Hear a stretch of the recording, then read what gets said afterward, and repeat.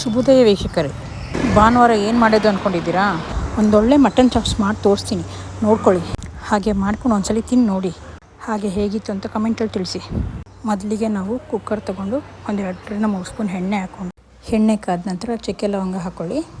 ಹಾಗೆ ಸಣ್ಣದಾಗಿ ಕಟ್ ಮಾಡಿರೋ ಒಂದು ಈರುಳ್ಳಿನ ಹಾಕ್ಕೊಂಡು ಚೆನ್ನಾಗಿ ಫ್ರೈ ಮಾಡಿ. ಹಾಗೆ ಚೆನ್ನಾಗಿ ತೊಳೆದಿಟ್ಟಿರೋ ಮಟನ್ನ ಆಯಿಲಲ್ಲಿ ಹಾಕಿ ಫ್ರೈ ಮಾಡಬೇಕು.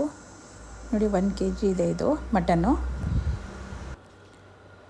ಹಾಗೆ ಆಯಿಲಲ್ಲಿ ಹಾಕ್ಕೊಂಡು ಚೆನ್ನಾಗಿ ಫ್ರೈ ಮಾಡಬೇಕು.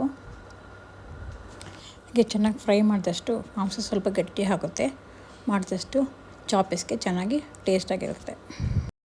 ಹೀಗೆ 2-3 ನಿಮಿಷ ಆಯಿಲಲ್ಲಿ ಚೆನ್ನಾಗಿ ಫ್ರೈ ಮಾಡಬೇಕು. ಹೀಗೆ ಆವಾಗವಾಗ ತಿರುಗಿಸ್ತಾ ಇರಬೇಕು, ಇಲ್ಲಾಂದರೆ ತಳ ಕಚ್ಚಿಬಿಡುತ್ತೆ. ಚೆನ್ನಾಗಿ ತಿರುಗಿಸ್ತಾ ಇರಬೇಕು.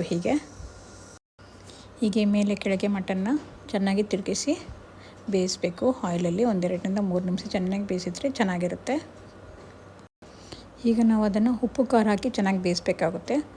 ಈಗ ನಾವು ಮೊದಲಿಗೆ 1 ಸ್ಪೂನ್ ರೆಡ್ ಚಿಲ್ಲಿ ಪೌಡ್ರ್ ಹಾಕೋತೀನಿ, ಮತ್ತು 1 ಸ್ಪೂನ್ ಧನಿಯಾ ಪುಡಿ ಹಾಕೋತೀನಿ. ಈಗ ಚೆನ್ನಾಗಿ ತಿರುಗಿಸ್ಬೇಕು. ಈಗ ಚೆನ್ನಾಗಿ ಮೇಲೆ ಕೆಳಗೆ ಚೆನ್ನಾಗಿ ತಿರುಗಿಸಿ, ಮತ್ತು ರುಚಿಗೆ ತಕ್ಕಷ್ಟು ಉಪ್ಪು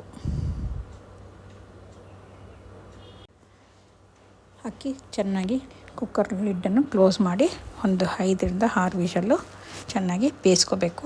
ಚೆನ್ನಾಗಿ ಬೇಯಿಸ್ಕೊಂಡ್ರೆ ಮಟನ್ ಚೆನ್ನಾಗಿ ಬೆಂದು ಸಾಫ್ಟಾಗಿರುತ್ತೆ. ಈಗ ನೋಡಿ, ಸ್ವಲ್ಪ ಸಾಫ್ಟಾಗಿ ಚೆನ್ನಾಗಿ ಬಂದಿದೆ. ಹಾಗೆ ಸ್ವಲ್ಪ ಉಪ್ಪು ಖಾರ ಹಿಡಿದಿರುತ್ತೆ ಮಟನ್ಗೆ. ನೀವು ಹಾಗೆ ಮಾಡ್ಕೊಂಡ್ರೆ ಉಪ್ಪು ಖಾರ ಹಿಡಿಯೋದಿಲ್ಲ. ಹಾಗಾಗಿ ಈಗ ನಂತರ ಮಸಾಲೆ ರುಬ್ಕೊಳ್ಳೋಣ. ಮಟನ್ ಚಾಪ್ಸ್ಗೆ ಬೇಕಾಗಿರೋ ಸಾಮಗ್ರಿಗಳು: ಮೊದಲಿಗೆ ಶುಂಠಿ 1 ಇಂಚು, ಬೆಳ್ಳುಳ್ಳಿ, ಚಕ್ಕೆ, ಲವಂಗ, ಕರಿಮೆಣಸು, ಹಸಿಮೆಣಸಿನ್ಕಾಯಿ, ಕೊತ್ತಂಬರಿ, ಹಾಗೆ 1 ಟೊಮೊಟೊ ಹಾಕಿ ಚೆನ್ನಾಗಿ ನುಣ್ಣಗೆ ರುಬ್ಕೋಬೇಕು.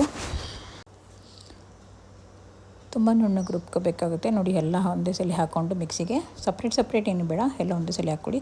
ತೆಂಗಿನಕಾಯಿ ಮಾತ್ರ ಸಪ್ರೇಟಾಗಿ ರುಬ್ಕೋಬೇಕಾಗುತ್ತೆ. ನೋಡಿ, ಪುದೀನ ಸೊಪ್ಪು ಹಾಕಿ ಟೊಮೊಟೊ ಹಾಕಿ ಲಾಸ್ಟ್ಗೆ ಚೆನ್ನಾಗಿ ರುಬ್ಕೋತಾ ಇದ್ದೀನಿ. ನುಣ್ಣಗೆ ರುಬ್ಕೋಬೇಕು. ಈಗ ನೋಡಿ, ಚೆನ್ನಾಗಿ ನುಣ್ಣಗೆ ರುಬ್ಕೊಂಡಿದ್ದೆ. ರುಬ್ಬಿದ್ದಾದಮೇಲೆ ಮತ್ತೆ ಒಂದು ಬಾಣಲಿಯಲ್ಲಿ ಬೆಂದಿರೋ ಮಟನ್ನ ಹಾಕಿ ಚೆನ್ನಾಗಿ ತಿರುಗಿಸ್ಬೇಕು ಮಸಾಲೆ ಸಮೇತವಾಗಿ. ಮತ್ತು ರುಬ್ಬಿಟ್ಟಿರೋ ಚಾಪ್ಸ್ ಮಸಾಲನ ಹಾಕ್ಕೊಂಡು ಚೆನ್ನಾಗಿ ತಿರುಗಿಸ್ಕೋಬೇಕು. ಅದು ಮಟನ್ ಮಸಾಲೆ ಜೊತೆಗೆ ಏನು ನೀರು ಬಿಟ್ಕೊಂಡಿರುತ್ತೆ ಅದನ್ನು ಹಾಕಿ ಚೆನ್ನಾಗಿ ತಿರುಗಿಸಿ, ಎಲ್ಲ ನೀರು ಬಿಟ್ಟಿರೋದನ್ನು ಸ್ವಲ್ಪ ಡ್ರೈ ಆಗೋ ಥರ ಚೆನ್ನಾಗಿ ಬೇಯಿಸಬೇಕು. ನಿಮಗೆ ಫುಲ್ ಡ್ರೈ ಥರ ಬೇಕು ಅಂದರೆ ಚೆನ್ನಾಗಿ ಆ ನೀರೆಲ್ಲ ಹಿಂಗೋ ತನಕ ಬೇಯಿಸಬೇಕು. ಇಲ್ಲ ನಮಗೆ ಸ್ವಲ್ಪ ಗ್ರೇವಿ ಥರ ಇರಬೇಕು, ಚಪಾತಿಗೆಲ್ಲ ಬೇಕಾಗುತ್ತೆ, ಮುದ್ದೆಗೆಲ್ಲ ಬೇಕಾಗುತ್ತೆ ಅಂದರೆ ಸ್ವಲ್ಪ ಇನ್ನೂ ನೀರು ಹಾಕ್ಕೊಂಡು ಇನ್ನೂ ಗ್ರೇವಿ ಮಾಡ್ಕೋಬೋದು. ಅದಾದಮೇಲೆ ಲಾಸ್ಟ್ಗೆ ಸಪ್ರೇಟಾಗಿ ತೆಂಗಿನಕಾಯಿ ರುಬ್ಕೊಂಡು ಕೊನೆಯಲ್ಲಿ ಹಾಕ್ಕೋಬೇಕಾಗುತ್ತೆ. ಮೊದಲೇ ತೆಂಗಿನಕಾಯಿ ಹಾಕಿದರೆ ತಳ ಹಿಡಿಯುತ್ತೆ, ಹಾಗಾಗಿ ಕೊನೆಯಲ್ಲಿ ತೆಂಗಿನಕಾಯಿ ಸಪ್ರೇಟಾಗಿ ರುಬ್ಕೊಂಡು ಹಾಕ್ಕೋಬೇಕು. ಚೆನ್ನಾಗಿ ರುಬ್ಬಿರೋದು ಹಾಕಿ ಚೆನ್ನಾಗಿ ತಿರುಗಿಸ್ಕೊಂಡ್ಮೇಲೆ ಸ್ವಲ್ಪ ಕೊತ್ತಂಬರಿ ಮತ್ತು ಕಸ್ತೂರಿ ಮೇಥಿ ಸೊಪ್ಪು ಹಾಕಿ ಚೆನ್ನಾಗಿ ತಿರುಗಿಸ್ಬೇಕು. ನೋಡಿ, ಈ ಥರ ಆಗಿರುತ್ತೆ.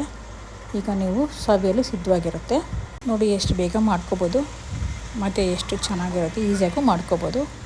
ಒಂದ್ಸಲ ಮಾಡ್ಕೊಂಡು ತಿಂದು ನೋಡಿ, ನಿಮಗೆ ಗೊತ್ತಾಗುತ್ತೆ. ಹಾಗೆ ಯಾರೆಲ್ಲ ನಮ್ಮ ಚಾನಲ್ಗೆ ಸಬ್ಸ್ಕ್ರೈಬ್ ಆಗಿಲ್ಲ, ಸಬ್ಸ್ಕ್ರೈಬ್ ಆಗಿ, ಶೇರ್ ಮಾಡಿ. ಹಾಗೆ ಕೆಳಗೆ ಬೆಲ್ ಬಟನ್ ಒತ್ತಿ. ಇನ್ನು ಹೆಚ್ಚಿನ ಸಿಂಪಲ್ ಆಗಿರೋ ಅಡುಗೆಗೆ ಕಮೆಂಟ್ ಮಾಡಿ ತಿಳಿಸಿ. ಯಾರೆಲ್ಲ ನಮ್ಮ ಚಾನಲ್ನ ವೀಕ್ಷಣೆ ಮಾಡ್ತಾಯಿದ್ದಾರೆ ಧನ್ಯವಾದಗಳು. ಇಂತಿ ನಿಮ್ಮ ಪ್ರೀತಿಯ ಭಾಗ್ಯ ಸಿಂಪಲ್ ಕುಕಿಂಗ್.